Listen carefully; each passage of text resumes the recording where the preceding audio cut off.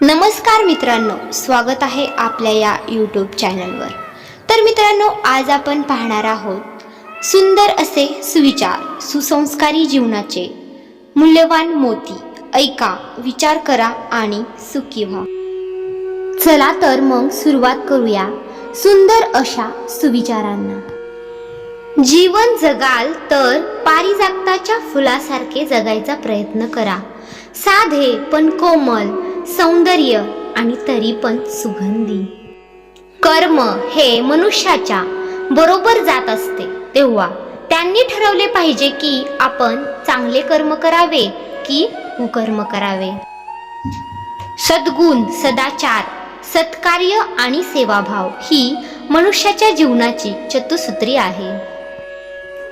हास्य हा असा अलंकार आहे की तो कोणत्याही व्यक्तीच्या मुखकमलावर शोभा देतो. संकटे, दुःख, अडचणी याची माळ तयार असते. ती एकापाठोपाठ एक येत राहतात, पण त्या पराभवाने खचून न जाता पुन्हा त्याच धैर्याने उभे राहणारा खरे जीवन जगू शकतो. कीर्ती ही वाफेसारखी आहे. लोकप्रियता हा अपघात आहे. श्रीमंती वाऱ्यावर उडून जाते. कायम टिकणारी गोष्ट एकच, ती म्हणजे चारित्र्य.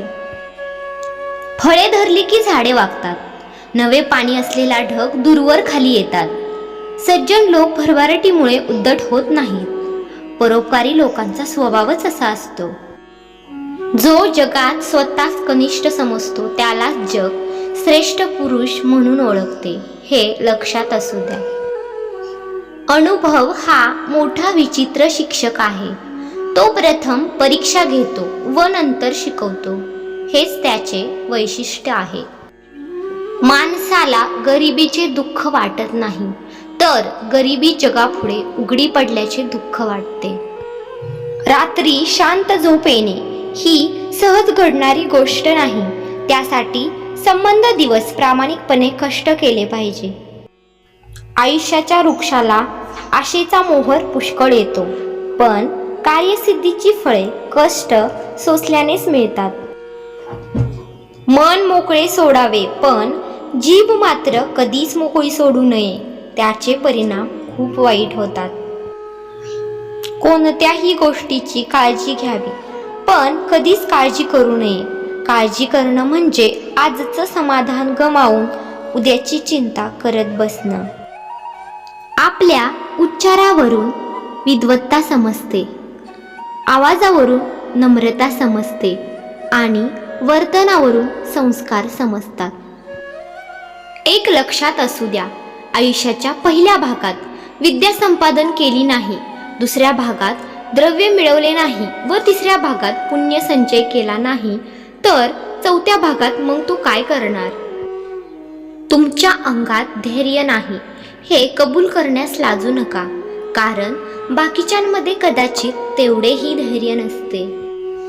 आचरण, निश्चय आणि ज्ञान ही समान असतील तर मैत्री दीर्घकाळ टिकेल. अहंकार व लोभ हे माणसाच्या 99% दुःखाचे कारण आहे.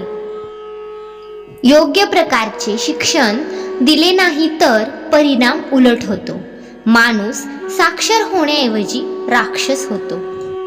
ठेच 2 कारणांमुळे लागते, मुळीच न पाहिल्यामुळे किंवा फार दूर पाहत राहिल्याने.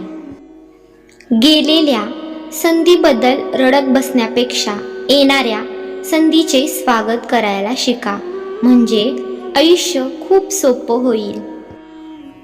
संकटाचे वेळी कोणी सुद्धा आपल्याला सोबत करीत नाही. कधीही पाठ न सोडणारी सावली सुद्धा अंधार पडला की कुठल्या कुठे गडप होऊन जाते. तारे कितीही तेजस्वी असले तरी ते काळोखाशिवाय चमकत नाहीत. मोठ्या घरापेक्षा मोठे हृदय केव्हाही श्रेष्ठच असते. सद्गुणाचे सर्व चाहते असतात, पण अनुयायी मात्र कमी असतात. स्वतःच्या वाट्याला जरी काटे आले असले तरी दुसऱ्याला गुलाबाची सुंदर फुले देता येतात. निराशेच्या पोटी उत्पन्न होणारी आशाच खरी कार्यकारी व सिद्धिपात्र असते. स्वतःच्या दारिद्र्यातच समाधान मानणारी व्यक्ती खरी श्रीमंत असते. लोक टीका करतात म्हणून काळजी करू नका, त्यांच्याकडे दुर्लक्ष करा, पण काही टीकेंची मात्र विचार करायला शिका. आळसाला आजचा दिवस बक्षीस दिला की उद्याचा दिवस तुमच्यापासून त्याने चोरलाच म्हणून समजा. तुरुंग रात्रंदिवस बंद असतात तरी पण ते नेहमी गच्च भरलेले असतात. मंदिराचे दरवाजे नेहमी उघडे असूनही ती मात्र पाहावी तेव्हा रिकामीच असतात. नक्कल करू नका, अनुकरण करा, त्यात तुमचे वैशिष्ट्य राहील. दारिद्र्य हे दुःखाचे कारण नाही, मनुष्य मनाने श्रीमंत पाहिजे. ज्यांच्यावर कधी संकटे येत नाहीत त्यांची कधीच प्रगती होत नाही. थोड्या शिक्षणाने माणूस चढून जातो, सर्वसामान्य शिक्षणाने त्यास फक्त दुसऱ्याचे दोष दिसतात. खऱ्या शिक्षणाने त्याला स्वतःचेच गुणदोष बरोबर कळू लागतात. दुसऱ्यापेक्षा अधिक सुखी होण्याची इच्छा बाळगली नाही तर प्रत्येक माणूस सुखी होऊ शकेल. मनावर येणारी संकटे, अडचणी, अडथळे बुद्धीच्या विकासाने पुष्कळशी टाळता येतात. दिवा अंधार खातो, त्यामुळे काजळीची उत्पत्ती होते. त्याचप्रमाणे आपण ज्या प्रकारचे अन्न खातो त्याच प्रकारचे आपले आचार विचार होतात. न बोलता करणारा उत्तम, बोलून करणारा मध्यम आणि बोलून न करणारा अध्यम समजावा. पर्वत टप्प्याटप्प्याने चढता येतो, संपत्ती थोडी थोडी साचवून मिळवता येते, शहाणपणही हळूहळू लाभू शकते. दररोज सकाळी सामान सुमान झटकताना आपल्या मनावरही कुठे धूळ साचली आहे का याचाही मनुष्याने विचार केला पाहिजे. स्नेहाचा एक कटाक्ष दुःखी हृदयाला कुबेराच्या संपत्तीपेक्षा अधिक मोलाचा असतो. दानामुळे गौरव प्राप्त होतो, धन साठवल्याने नाही. समुद्रांना खालच्या स्थानावर राहावे लागते, पण ढग मात्र उच्च स्थानी विराजमान असतात. स्वतःच्या चुका कधी कधी स्वतःच्या डोळ्यांना दिसत नाहीत. अशा वेळी दुसऱ्यांच्या डोळ्यांची मदत घ्यायला कधीच लाजू नका. सूर्य मावळला तरी संधी प्रकाश मागे राहतोच की नाही, त्याचप्रमाणे सहवास संपले तरी त्यांच्या स्मृती कायम राहतात. आत्मसंशोधन करून एका गोष्टीत आलेले अपयश दुसऱ्या गोष्टीत यश मिळवून धुवून काढणे हाच अपयशाला तोंड देण्याचा उत्तम मार्ग आहे. एक गोष्ट लक्षात असू द्या, आपली भावना कर्तव्याला स्मृती देते, तशीच ती कर्तव्याची हानीही करते. तरुणपणी आपण उत्तम विवेक बाळगू पाहतो व एकदा का उत्तम विवेकाची जाण झाली की तोपर्यंत आपण वयस्क होऊन जातो. जीवन फार गंभीरतेने जगू नका, हसत खेळत जगा, कारण शेवटी त्यातून सुखरूप कोणीच बाहेर येत नाही व जीवन संपते.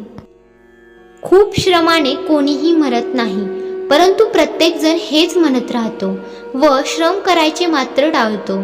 तुम्ही तरी टाळू नका. अपयश येण्याचे कारण माणूस मूर्ख आहे असे नसून त्याच्या ठायी उत्कटता नसणे हेच आहे. कोणतेही काम करताना आपण एक गूढ चूक नक्कीच करतो, ती म्हणजे आपण चूक करणार की काय याची धास्ती वाटत राहते. पण ती धास्ती बाजूला सोडून बिनधास्त काम करत राहायचं. दुर्बल मन सतत दुःख सागराकडे ओढ घेत असते, तर सबल माणसे प्रेम आकाशाकडे ओढ घेत असतात. धन्यवाद. असेच नवनवीन व्हिडिओ पाहण्यासाठी व्हिडिओला लाईक करून शेअर करून सबस्क्राईब करायला विसरू नका.